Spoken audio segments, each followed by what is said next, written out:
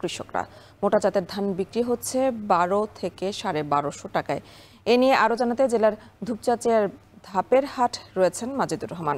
বাজার সরবরাহ থাকলেও কেন সরকার নির্ধারিত মূল্যে ধানের দাম পাচ্ছেন না কৃষকরা জানাবেন। হ্যাঁ, আমন জাতের যে ধানটি সেটি কিন্তু উঠতে শুরু করেছে এবং কৃষকের ওঠা ধান মারাই শেষ হয়ে গেছে এবং হাট বাজারেতে কিন্তু সেই ধানগুলো বিক্রি করতে নিয়ে আসছে কৃষক এবং সরবরাহ বেশ ভালো।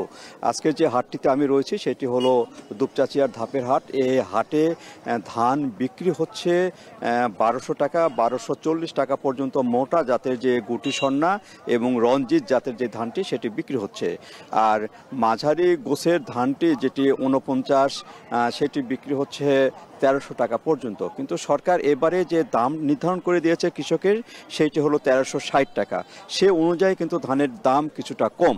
তবে একেবারে লোকসান দিয়ে যে কৃষক বিক্রি করছেন না হাটবাজারে ধান এমনটি না, তবে লাভের অঙ্কটা কিন্তু একেবারে কমে গেছে। আর এবারে সরকার ধান এবং চাল যে ক্রয় নীতিমালা করেছে সেখানে চাল 50 টাকা কেজি দরে সরকার কিনবে এবং ধান কিনবে 34 টাকা কেজি দরে।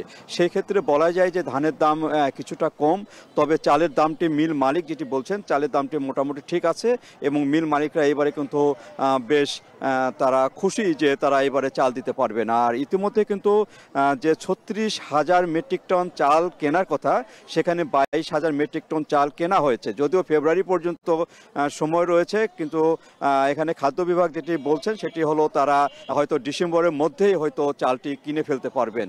আর ধানের দামটা আরেকটু উঠলে কৃষক ভালো হয় বলে তারা জানিয়েছেন এবং ধান কিনেছেন খাদ্য বিভাগ এবারে প্রায় 900 মেট্রিক টন, যেখানে প্রায় 2000 মেট্রিক টন ধান কেনার কথা রয়েছে কৃষকের কাছ থেকে। সেখানে কিন্তু ধানের যে ক্রয় সেটি কিন্তু একটু ধীর গতিতে চলছে, তারপরও তারা মনে করছেন ধানটিও তারা কিনতে পারবেন। আর গত মৌসুমে যে বড় ধানের এবং চালের যে লক্ষ্যমাত্রা ছিল সেটি কিন্তু তারা খাদ্য বিভাগ অর্জিত করেছে এবং এইবারও তারা অর্জিত করবে বলে মনে করছেন। তবে এবারে প্রত্যেকবারে যে আমরা দেখছিলাম যে কৃষকের কিছুটা অসন্তোষ থাকে, মিল মালিকদের অসন্তোষ থাকে, এইবারে আমন মৌসুমে কিন্তু এমনটি দেখা যায়নি। এখানে মিল মালিকরাও যেটি বলছেন তারা সরকারের কাছে চালটি ঠিক মতন বিক্রি করতে পারছেন আর ধানটিও তারা কিনতে পারছেন। এবারে তারা মিল চাতাল এগুলো কিন্তু বেশ ভালোভাবে চালাতে পারছেন। আর কৃষক যেটি বলছেন যেটি আর একটু ধানের দামটা যদি ভালো হয় তবে তাদের যে লাভের অঙ্কটা তারা কিন্তু লাভের অঙ্কটা দেখতে পাবেন। তবে এখন পর্যন্ত কৃষকের যে খুব বড় ধরনের যে অসন্তোষ সেটি কিন্তু আমরা দেখতে পাইনি এবং হাট বাজারে কিন্তু সরবরাহ বেশ ভালো দেখা যাচ্ছে এবং বেচা বিক্রিও কিন্তু তারা ভালো হচ্ছে।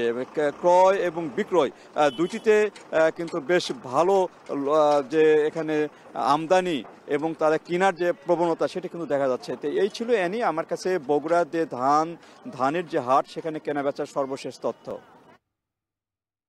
বগুড়ার ধানের দামের খবর জানাচ্ছিলেন সহকর্মী মাজিদুর রহমান।